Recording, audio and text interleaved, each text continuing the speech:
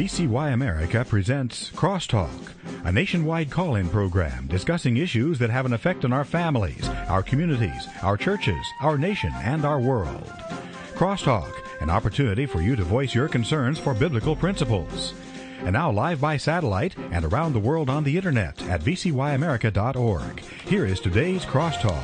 And welcome to Crosstalk here on the VCY America Network. My name is Jim Schneider, and just before I introduce our guest today, some interesting things that we've been observing taking place. Earlier this year, JCPenney had announced that Ellen DeGeneres was to be their new spokesman.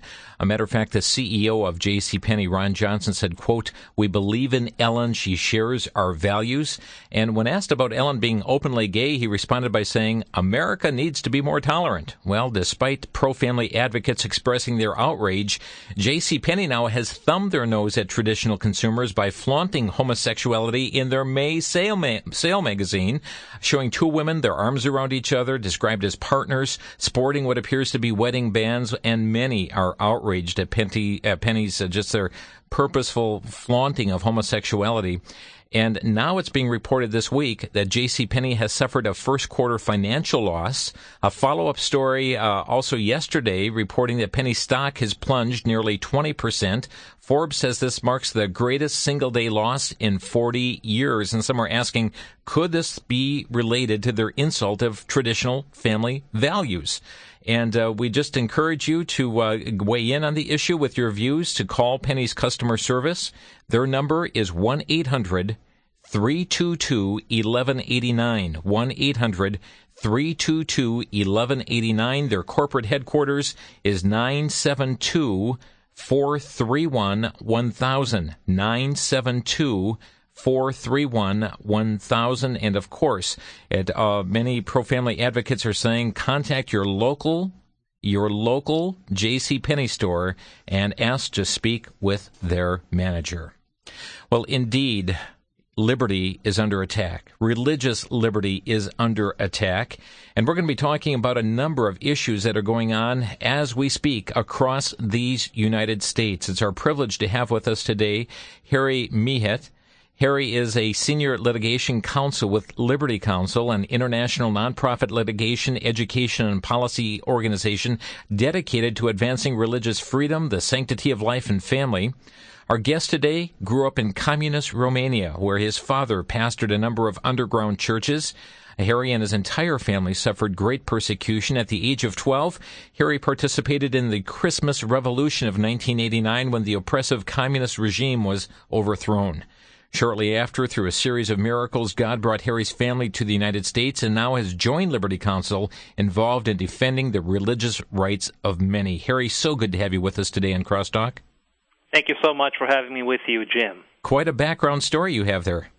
You know, I've been blessed by God so tremendously, and it's such a joy and a privilege to be able to use the background experiences that He's allowed me to have to now fight for liberty in the land of the free. And you know what it's like to see a country that goes otherwise.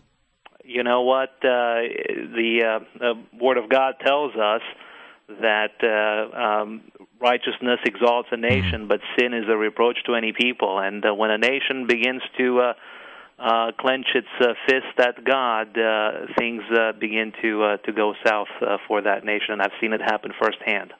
Well, we've got a number of issues on our plate here today to discuss, and it's really kind of hard to know what issue is more outlandish than the other, but I'd like to begin with the case in which a federal judge is asking, this is just beyond my realm of understanding, but asking that 4 of the 10 commandments be removed from the list of 10 commandments, making them the 6 commandments. It's known as a case Doe v. School Board of Giles County. This is in Virginia. Harry, give us a background to this case.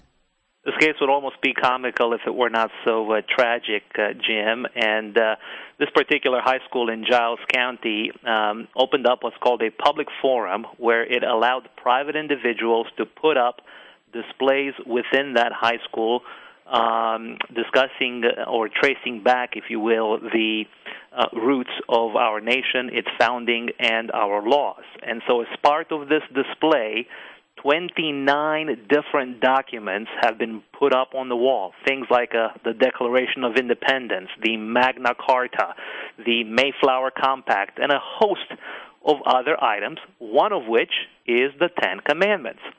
Well, and by the way, the Virginia State Standards for Education call for the teaching of the roots of democracy, is what it calls them, and the secular textbooks that are being used in Giles County and throughout Virginia, one particular textbook of American history on page 74 particularly trace the, quote, roots of democracy to the Ten Commandments, and they're pictured right there on that page.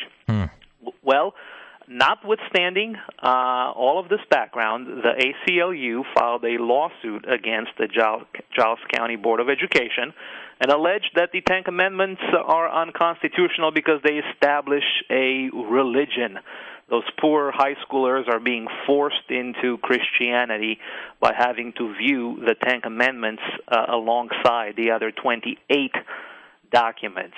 And so we've been litigating this case for some time, and at the last hearing, the federal judge decided to send us to mandatory mediation to see if we can't work this out amongst ourselves, with the ACLU being as reasonable as they are in litigation.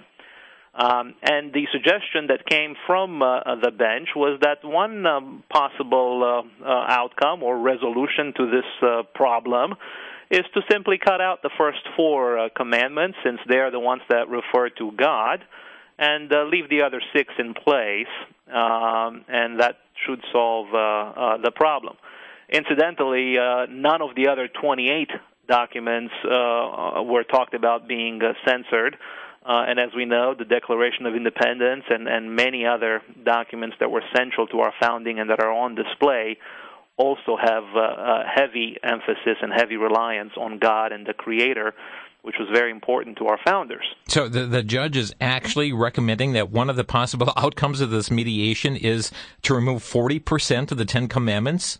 That was one of the solutions that he threw out there, yes. And, you know, in reality, I don't think that the ACLU is going to go even for that, because then they started to complain and said, well, but you know, the remaining six commandments talk about thou shalt not, and that's clearly a biblical reference, and maybe they ought to say things like thou ought not to, or thou shalt have to think about it, you know, before you murder somebody. I mean, it's just a comedy of errors that really showcases the intolerance that the ACLU has developed for any reference of God in the public square. They have outright contempt for God, and they are determined, having kicked him already out of school and out of public instruction, now they want to just remove any reference to God from the public square, even through documents that have been central to the roots of the democracy. Now, is it true that this school at one time, when they first had this outrageous complaint from the ACLU or others, that they actually did remove the commandments and the public got outraged and they put them back up? That's right. You know, the rote reaction of the school board is unfortunately what we've seen happen in other districts. You know, in this tight economic times, when someone receives a threatening letter or a lawsuit from the ACLU, their first instinct is to duck and to give up their rights voluntarily. And so this school board thought that it could simply violate the rights of its citizens and please the ACLU and be done with it. But fortunately, the citizens of Giles County would not stand for it, and there was a huge public outcry against the school board's decision, and in short order, the display, including the Ten Commandments monument, framework, and all of the other accompanying documents was restored. How did the size of the Ten Commandments compare to the other documents? Actually, in the very middle of this 29-document display is the Declaration of Independence that is much bigger than any other document. And then around it are these other framed documents, and the Ten Commandments is quite a bit smaller than the Declaration of Independence, smaller than even some other documents, and larger than some. So when one looks at the document a display as a whole, one cannot come away with any idea that the school board is favoring the Ten Commandments display over any other. Folks, I want you to understand what's going on here, where we have a judge that is actually suggesting that 4 of the 10 commandments be removed from the display as a means of, well, let's all get along, and if we can agree on that, then we've got a solution here. This, in my opinion, here is absolutely outrageous, and I understand there were no calls, though, to remove 40% of the Declaration of Independence or 40% of the Mayflower Compact, but only the 10 commandments. Well, yeah, I mean, imagine us taking a black marker and beginning to blot out parts of the Declaration of Independence that talk about our Creator and His divine providence. It's ludicrous, and those are the kinds of things exactly that if you take the ACLU's position to its logical conclusion, that's what they're after. That's what they want, a society where anything that has something to do with our Judeo-Christian roots and heritage is wiped out from the public square. What is the exact standing of this? You said that you're supposed to come to some kind of compromise. What's the timetable here? Well, the judge has ordered us to go to mediation, so we have no choice but to attempt to mediate with the ACLU. That's supposed to happen sometime in June or July. And then if we can't come to an understanding with the ACLU, then the judge is going to pick up the litigation where it left off, and we'll have to make a decision as to who's right, who's on the right side of the Constitution on this, and we believe that Giles County clearly is. You know, the Supreme Court, while it has said that the government cannot endorse religion, it has also said numerous times that when the Ten Commandments are displayed in a public forum alongside other documents and to commemorate the heritage and the founding of our country, there is nothing coercive about that and nothing unconstitutional about that. And so we're confident that in the end, the Constitution and the people of Giles County will prevail. And I guess they're also looking at the intent of the school board or the school in posting these. Did they have any intent whatsoever to convey a religious purpose? Yeah, they're grasping at straws. Yeah. I mean, you've got the textbook, the secular textbook that, by the way, is not being challenged. The ACLU and its clients, who are anonymous, by the way, have conceded that this material, including references to the Ten Commandments, can be taught in the classroom. They say, "Oh, but you cannot put it up on the wall." They're drawing these arbitrary lines and trying so hard to get away from the clear holdings of the Supreme Court that ultimately it's going to catch up with them. We're talking today here on Crosstalk with Harry Mihet, who is Senior Litigation Counsel with Liberty Counsel, talking about our liberty under attack. This first case dealing with today, the actual suggestion of a judge to remove 4 of the 10 Commandments from the display. We're going to take a quick break, and following the break, we're going to find out about a matter that's going on in the Minneapolis, Minnesota area as well, pertaining to Child Evangelism Fellowship. Haven't we fought this battle before? Stay with us. We'll be right back.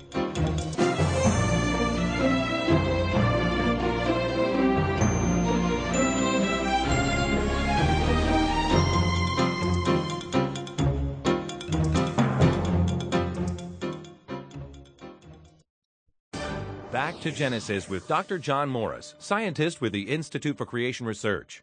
Dr. Morris, do animals vary in their growth due to the environment they're in? Yes, in many ways they do, Chris. And here's an interesting example. Aphids are a tiny insect that infest rose plants. Now, some aphids grow wings and others do not. A recent study showed that a particular aphid produced more of the offspring which had wings in an environment of increased carbon dioxide. Now, this is fascinating, but it's not evolution. The aphids have the genes for wings, but the wings are not always expressed. It may even give us a clue as to the environment before the flood. There are many lines of reasoning which point to an increased carbon dioxide then. Chris, the point is the environment may have dictated whether or not the genes were expressed, but the genes were already there. There is no evolution. It's all creation. Creation a la back to Genesis creation. This is Chris O'Brien. Thanks for going back to Genesis.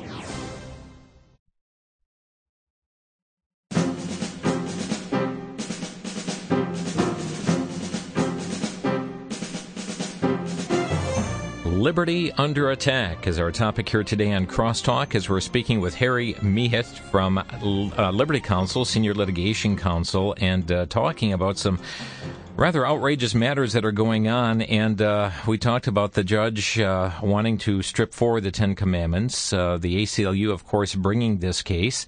We're going to move on to a second issue that's also going on, in which Liberty Counsel argued yesterday before the U.S. Court of Appeals for the Eighth Circuit. Liberty Counsel is representing Child Evangelism Fellowship of Minnesota, the sponsor of Good News Clubs, against the Minneapolis Special School District Number 1. Harry, if you would, tell us what's happening in Minneapolis.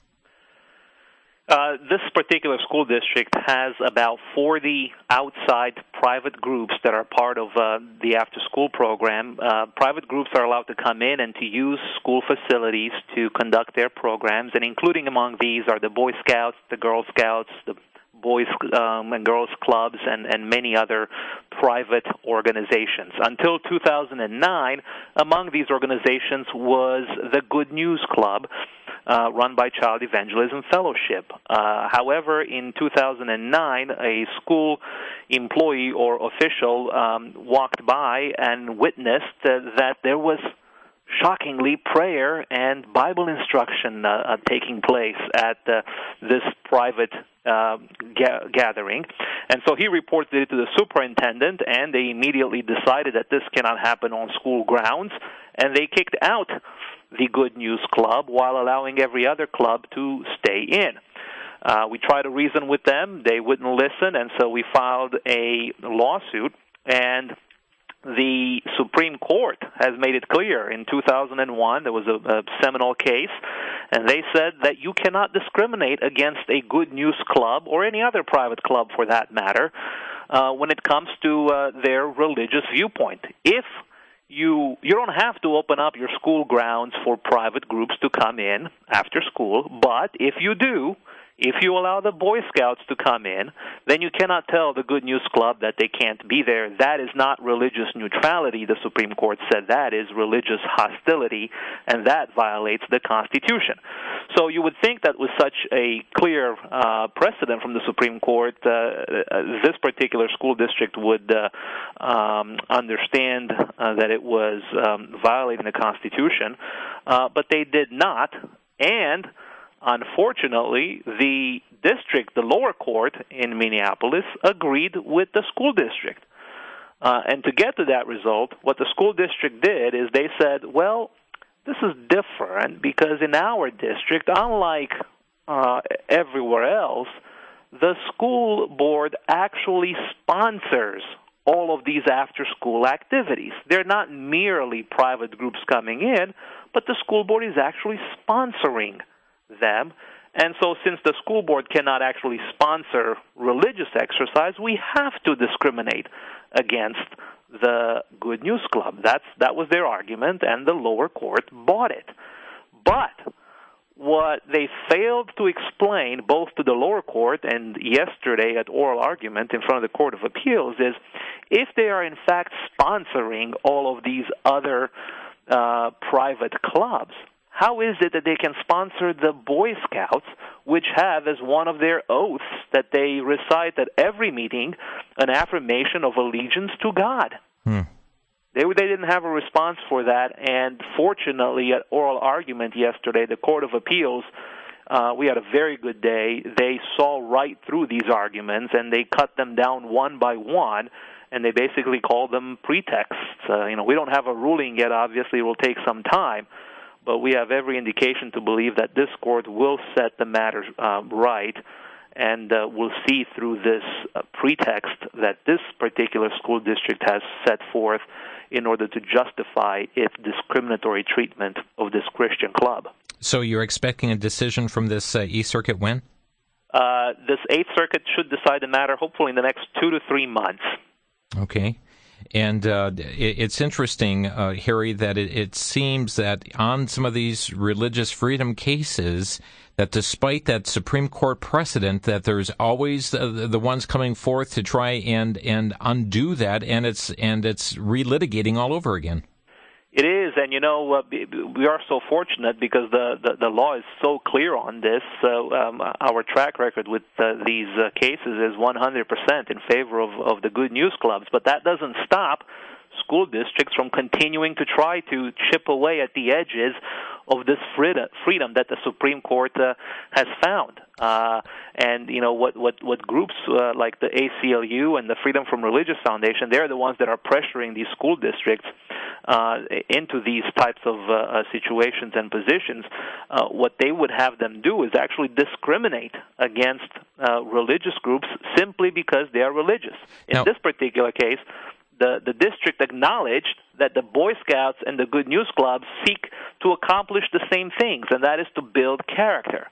But because the Good News Club does so from a decidedly and unapologetically Christian perspective, they felt it necessary to kick them out, and that's exactly what the Supreme Court has said you cannot do under the Constitution and the First Amendment. Harry, we have people listening all across the nation right now. If indeed they find they're having the same type of issues with their Good News Clubs in their local schools, can they contact Liberty Counsel? Absolutely. We would encourage them to contact us. As I said before, we have found the Good News Clubs being attacked many times, but we have yet to lose a case in this matter. And so they should contact Liberty Counsel. Our phone number is 1-800-671-1776. A great year in the history of our nation, so easy to remember. And they could also reach us online at www.lc.org. Let's move on to a third issue, and it's going on in the state of Massachusetts federal court regarding an evangelical pastor whose name is Scott Lively, being sued by a foreign group called Sexual Minorities of Uganda because of a message he preached in Uganda, giving his views on homosexuality and pornography. It's a rather bizarre case, but it nonetheless is reality. Harry, tell us about it. This has to be one of the most outrageous attacks on the personal freedoms that we have ever seen at Liberty Counsel. Pastor Scott Lively went to Uganda in 2009 and shared with pastors and other community leaders there some of his vast experience in dealing with those that are afflicted by homosexuality, and did so as an American citizen traveling abroad.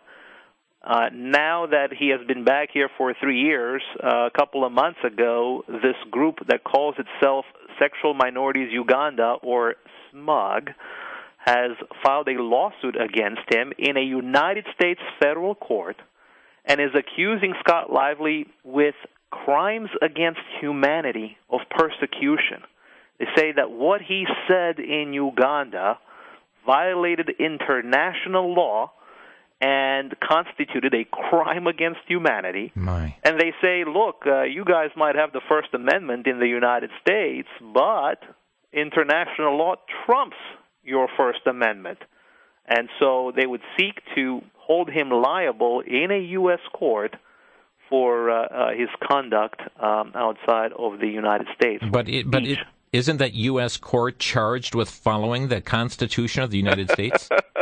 That's something that even a non-lawyer, you don't have to go to law school to understand that, Jim, and yet this particular group is represented by a George Soros-funded organization called the Center for Constitutional Rights. They also routinely sue the federal government on behalf of Guantanamo Bay detainees under the same particular statute that's at issue here. It's called the Alien Tort Statute. And, it's just a no-brainer that you cannot make the First Amendment subservient to international law, vague as that is. And that as an American citizen, your rights are determined by the Constitution of the United States, not by what someone in Uganda or Norway or Sweden believes your rights should be. I'm still having a hard time even grasping how a foreigner can file a suit against a U.S. citizen here in the United States. Well, as I mentioned, there is this Alien Tort Statute that was actually a piece of legislation passed in the late 1700s. For 200 years it lay dormant and there was nothing done with it. And since 1980, creative groups like this George Soros-funded organization have begun to use it essentially for this very purpose. And so it's been used in some cases successfully by victims of the Nazi war criminals, and some other international law claims have been brought successfully. The Alien Tort Statute says, or gives rather, a foreigner the right to sue a United States citizen in a U.S. court for violation of international law. Now, there is great debate and uncertainty about what the Congress meant back then in passing this particular statute.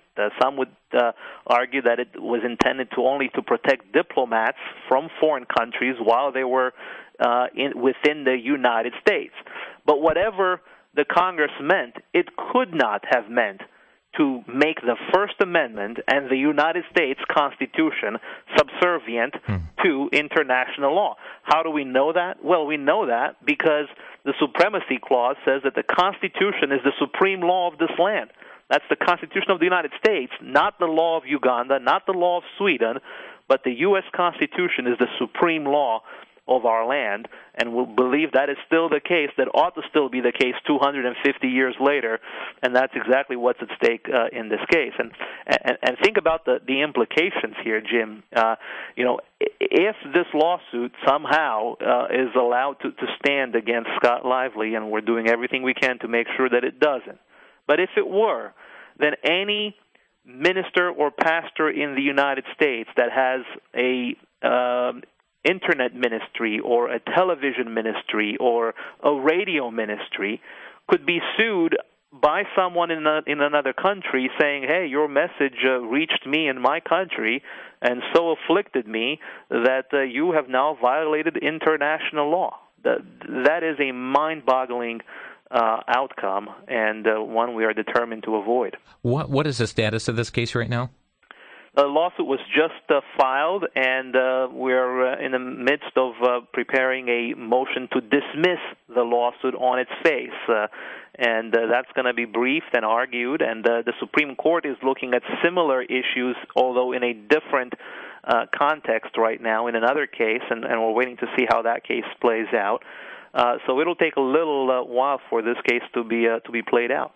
How great a danger are we in for international law, whether it be Sharia or other international law, to have this strong foothold in the United States? Are we at great danger?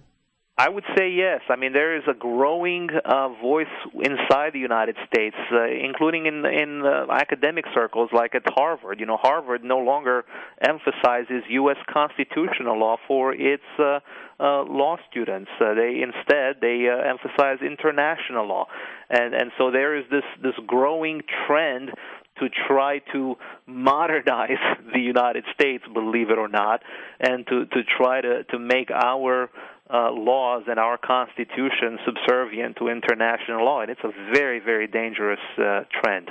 Harry Mihet is with us here today on Crosstalk. We're going to take a quick break, and I'm going to raise one other issue with him, and that is some strong concern coming from Liberty Counsel action pertaining to the Attorney General of the United States of America. What's the contention? We'll discuss that after the break, and then be ready here to participate in our phone call-in discussion as well here in a few minutes. You're listening to Crosstalk here on VCY America.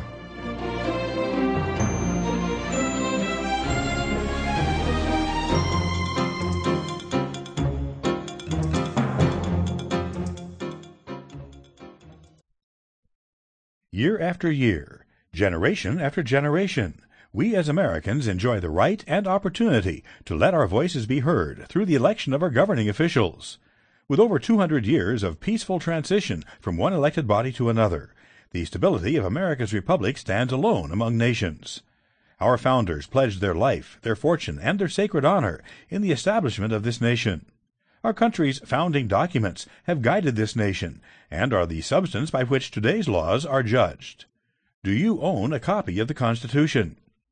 Documents of Freedom is a pocket-sized booklet containing the Constitution, the Bill of Rights, and all other amendments passed. The booklet also features the Declaration of Independence and Washington's Farewell. Documents of Freedom is available for a donation of $5 or more to VCY America and can be made by calling 1-800-729-9829. That's 1-800-729-9829.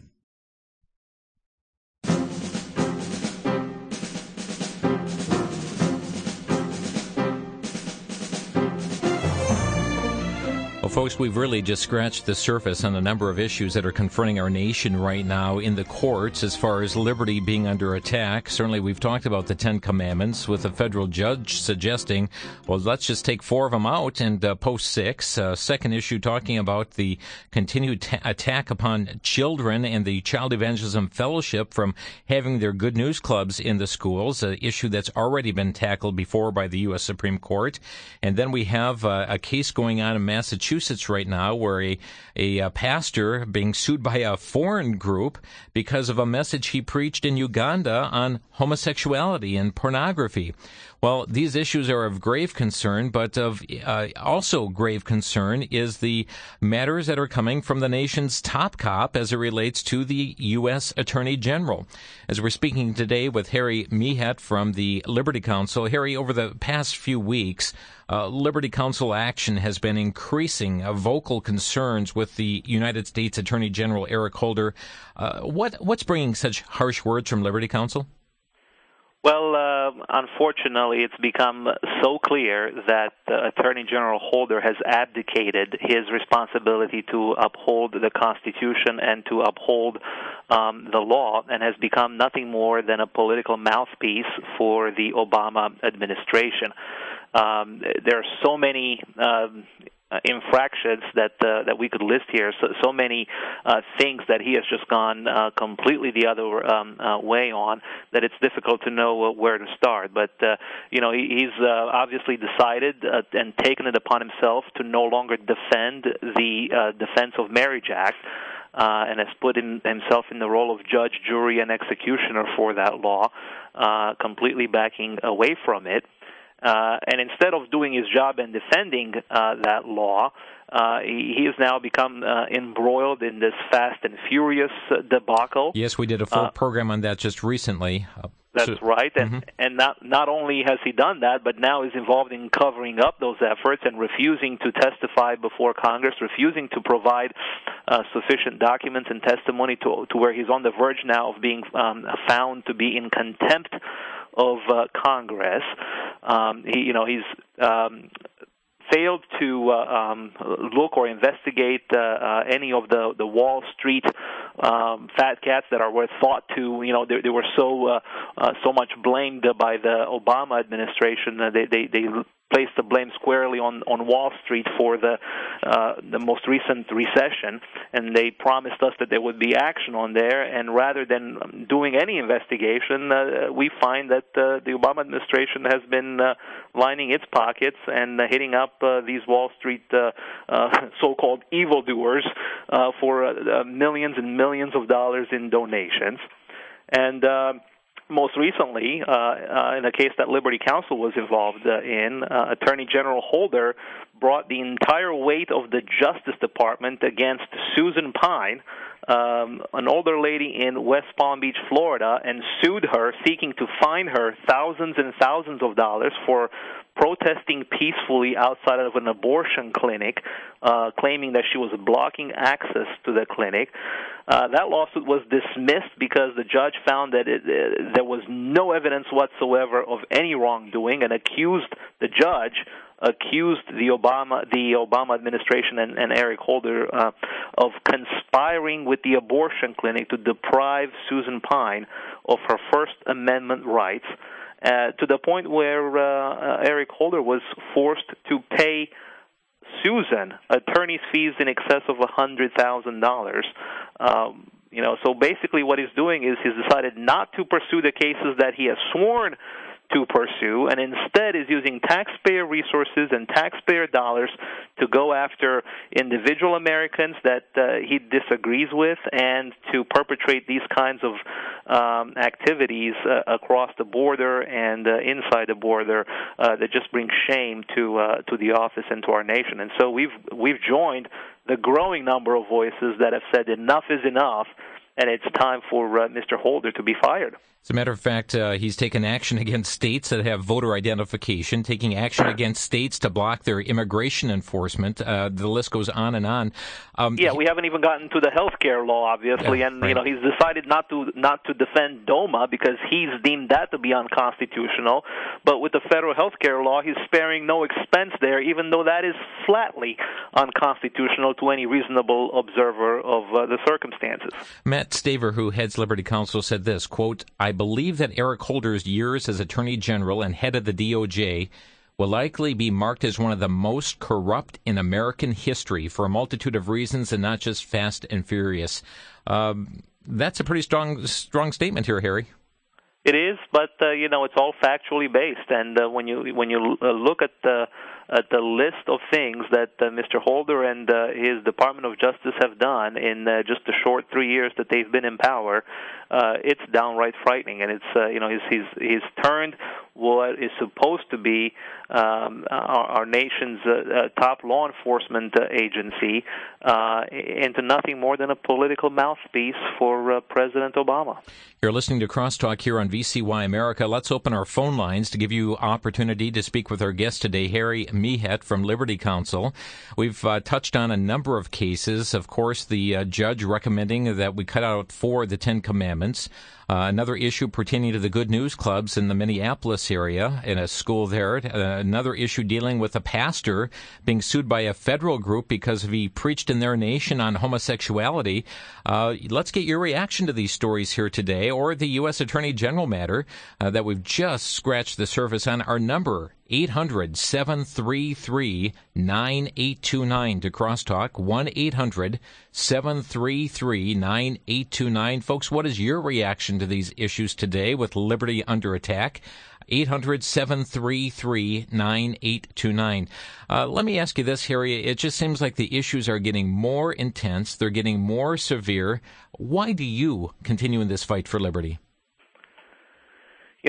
Vigilance is the price of freedom, and I have seen what happens when groups like the ACLU are allowed to have their way, and when God is completely marginalized and kicked out of society. And Patrick Henry, who famously said, give me liberty or give me death, he also said that when a people forget God, tyrants forge their chains.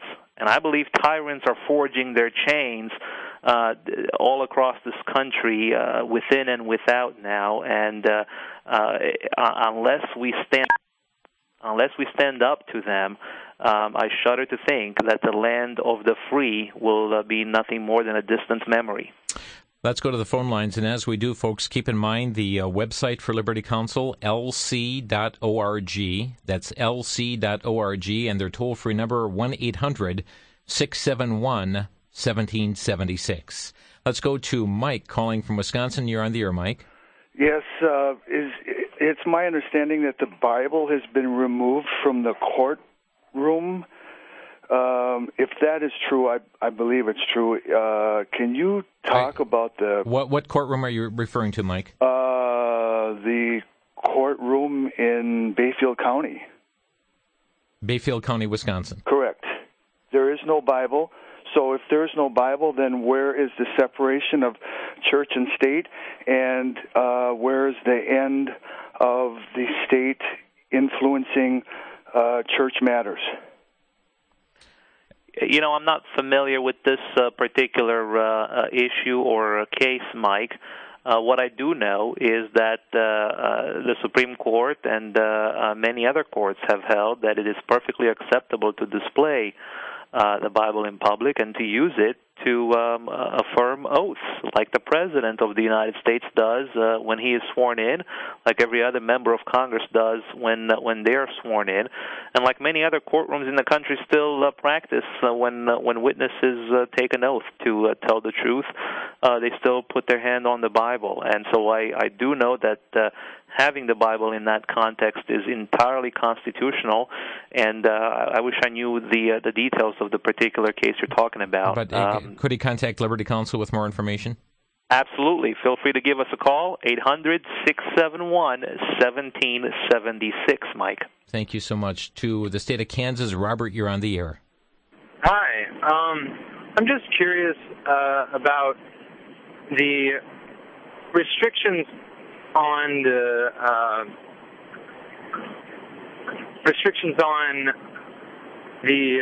foundation in Wisconsin related to educational matters and the ousting of religious ideas in schools that are supported.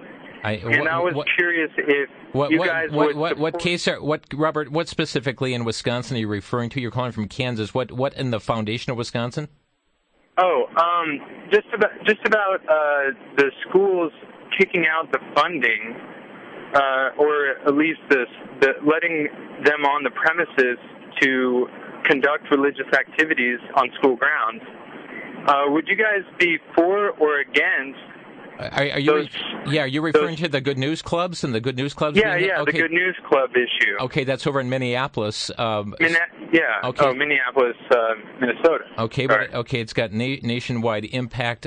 So your specific question, Robert, is? My specific question is, would you both be equally defending atheist organizations that utilize school grounds and the ability to organize on school grounds? That's my question. I'll take it off the air. Thank you, Robert. Your response to that, Harry?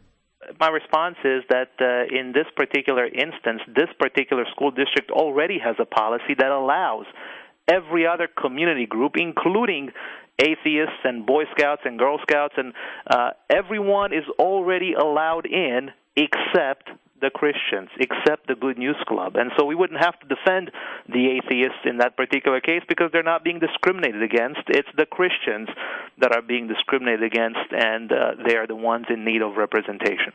To Eau Claire, Wisconsin, John, you're on the air. Yes, hello. I just wanted to say thank you guys for what you do and for bringing the truth out and bringing these matters out into the light. Thank you. But yeah, you're welcome. I think it's going to come to a time where, as believers and followers of Jesus, we may be put into a situation where we're going to have to speak the truth in love to a homosexual, and I think we need to be ready and just be willing to suffer for the cause of Jesus Christ. You know, I think you're right. I mean, unfortunately, I think truth is becoming the new hate speech in this country. And I think we're headed for a time when speaking the truth is going to cost something. I've certainly seen that happen in communist Romania. I saw how my father was taken from a church after a service and driven to the headquarters of the secret police and held there and interrogated there for days at a time for doing nothing more than speaking the truth. Now, that's something we would expect from the communists, but that's something we are determined to not allow to happen in the land of the free. And so I think that's the urgency that we're dealing with here, and that is why it's so important for every freedom-loving American to inform themselves and to equip themselves and to join us in this critical fight for freedom in this country. Thank you, John. Because it's going to come to that point. I think, we're, like the Bible talks about, we're going to be thrown in prison and all that and be persecuted for His name's sake. Thank you, John. Appreciate your comment here today. We have a break that's upon us, and we'll be back in 1 minute. Rebecca, you're going to be next from Iron Mountain, Michigan, so stay online, and others as well. You're listening to Crosstalk on VCY America.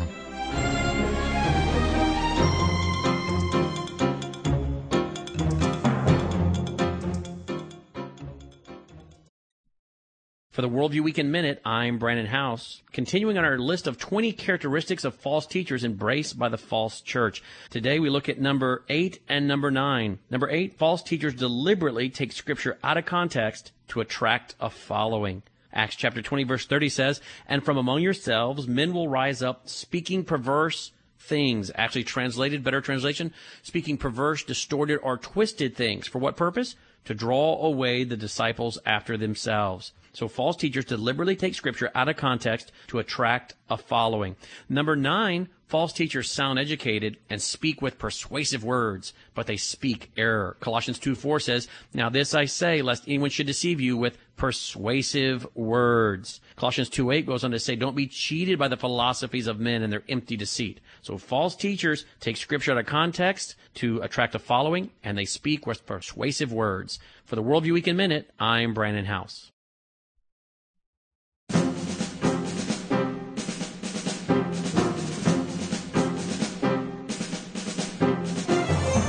Taking your calls here today at Crosstalk at 800-733-9829, and our guest, Harry Mihet from Liberty Counsel, Senior Litigation Counsel, and talking about liberty under attack. Let's continue on to Iron Mountain, Michigan. Rebecca, thank you for your patience. You're on the air. Thank you.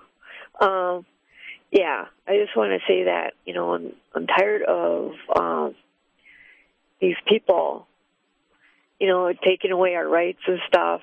And I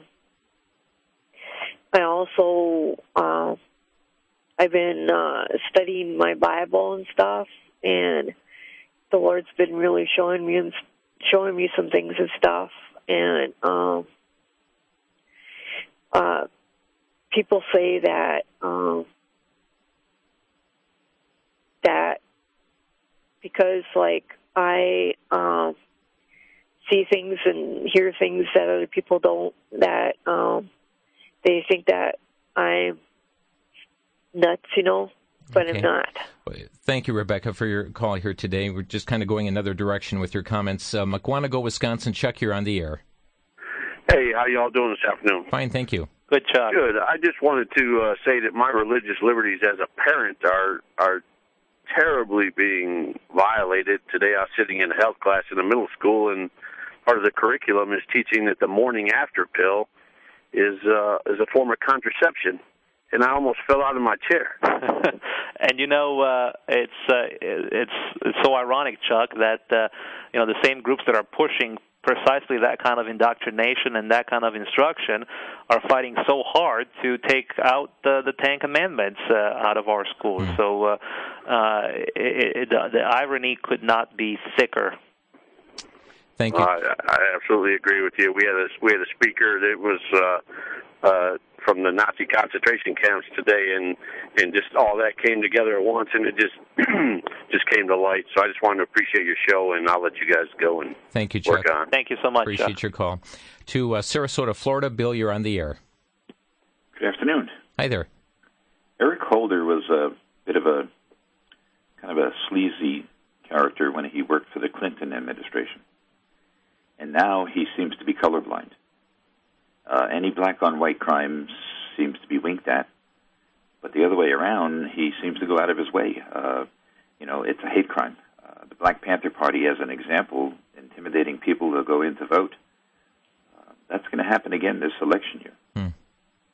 And yet, while he's completely fine with allowing those kinds of things to happen, he's going after states that have passed tougher voter identification laws and that are trying to basically make sure that everybody votes only once and that nobody who's not supposed to vote actually votes. Those kinds of states and those kinds of initiatives are being punished and being targeted and having to spend a lot of resources to defend themselves, while at the same time you've got real voter intimidation, real voter fraud taking place from groups like the Black Panthers and Acorn and others, and they go completely unnoticed by the Eric Holder Department of Justice. It's outrageous. I'm old enough to remember the mayor of Chicago, Richard Daley, and during the convention in 1968. And I've been led to believe that the busiest polling sectors were the ones nearest to the cemeteries. This is Chicago-style politics coming straight out of Washington, D.C. Bill, thank you for your call today. I'm going to squeeze one last caller in from Lansing, Iowa. Pastor Hayes, you're on the air. Good afternoon. Yes, Brother Jim, this is Pastor Hayes, and I'm calling to make a point that I don't understand why Liberty Counsel and other organizations on our side do not understand and make the point that in 1881, a joint session of Congress resolved that this is a Christian nation. That was in 1881. After 10 years of discussion and review and et cetera, the Supreme Court of the United States of America concurred and agreed that this is in fact and indeed a Christian nation, and that resolution and that decision by the Supreme Court has never been disavowed. And then also, I would like to also mention that the preamble of the Constitution of the United States of America is in fact and indeed the most important part of the Constitution and of the Bill of Rights and of the Declaration of Independence, because of the fact that the preamble makes the Constitution an irrevocable trust. And that's why George III went to war against the United States of America, because he understood that the preamble made it into a irrevocable trust, and also that takes away this false idea that the Constitution is a living, breathing document, because it's not, because it's a preamble. Okay, we're almost out of time here, Pastor, so forgive me for having to stop you at this point, but if you would, Harry, share a comment with us.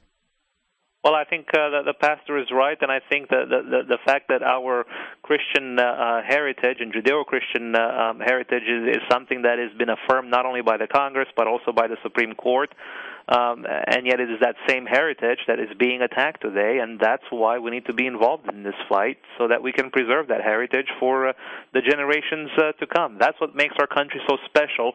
That's what has made it so blessed along the years and along the centuries, and that's exactly what's at stake in this battle for freedom that we find ourselves in today.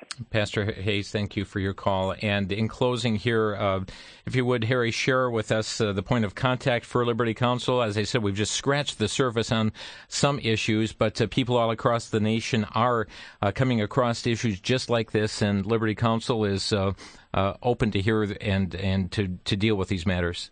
That's right. You know, we depend 100% on the prayers and the support of people who believe in freedom and who believe in our cause. And we would welcome those people to call us at 800-671-1776. That's 800-671-1776, or to visit us online at www.lc.org. Well, Harry, we appreciate you carving time out on short notice to joining us today to talk about some very, very vital issues with us. Thank you so much, Jim, and thank you for all that you do to preserve freedom in the land of the free. God bless you, Harry. God bless you. Harry Mihet has been our guest here today, Senior Litigation Counsel with Liberty Counsel. Again, check out their website, lc.org, or 1-800-671-1776.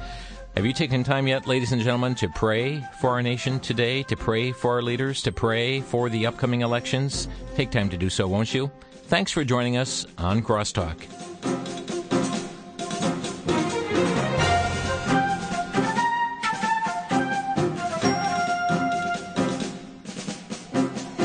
You've been listening to Crosstalk via satellite and the Internet from VCY America. Views expressed may or may not be those of this station.